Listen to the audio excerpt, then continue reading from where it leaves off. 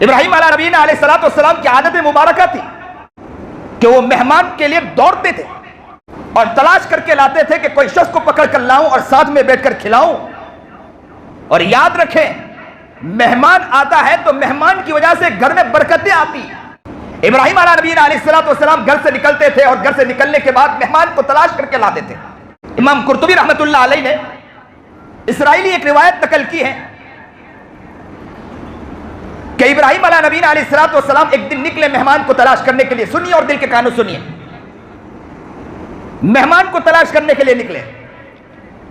جب مہمان کو تلاش کرنے کے لیے نکلے تو ایک اجنبی شخص ملا، انہیں گھر لائے اور کھانے کے لیے بٹھایا. جیسے ہی وہ کھانے کے لیے بیٹھا، ابراہیم علیہ نبینا علیہ الصلوۃ والسلام نے اس شخص سے کہا کہ بسم اللہ پڑھیے.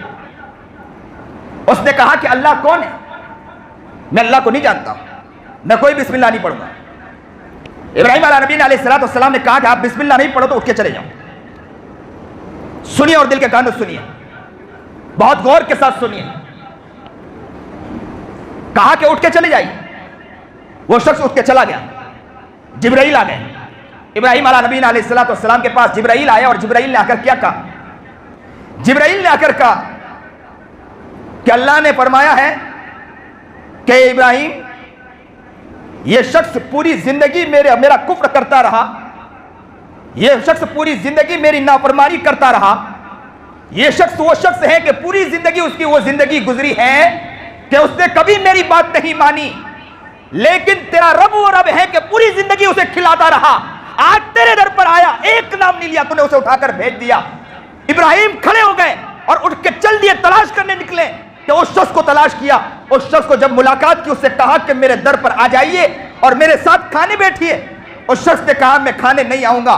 تو کہا کہ آپ آ جائیے. تو کہا کہ پہلے آپ نے اٹھا کر بھیج دیا اور اب کہتے ہیں کہ کھانے آئیے، وجوہات بتلائیے. تو انہوں نے ابراہیم علیہ نبینا علیہ الصلوۃ والسلام نے وجوہات بیان کیا کہ وجوہات یہ ہے کہ میرے رب نے یہ کہا ہے کہ پوری زندگی میں نے کھلایا ہے، یہ میری نافرمانی کرتا رہا، میری بات کبھی نہیں مانی، میں نے پوری زندگی کھلایا. آج تیرے سامنے آیا، تو نے بخیلی کی ہے. جا ابراہیم، تیرا کیسا دل ہے؟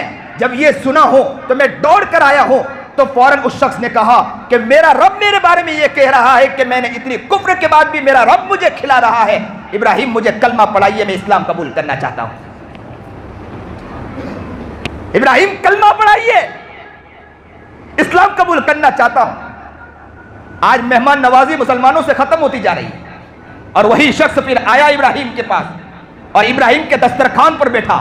وہی شخص ابراہیم کے پلیٹ میں بیٹھ کر کھانے لگا. اس سے پہلے اس نے کہا کہ مجھے بسم اللہ پڑھائیے، میں بسم اللہ پڑھنا چاہتا ہوں.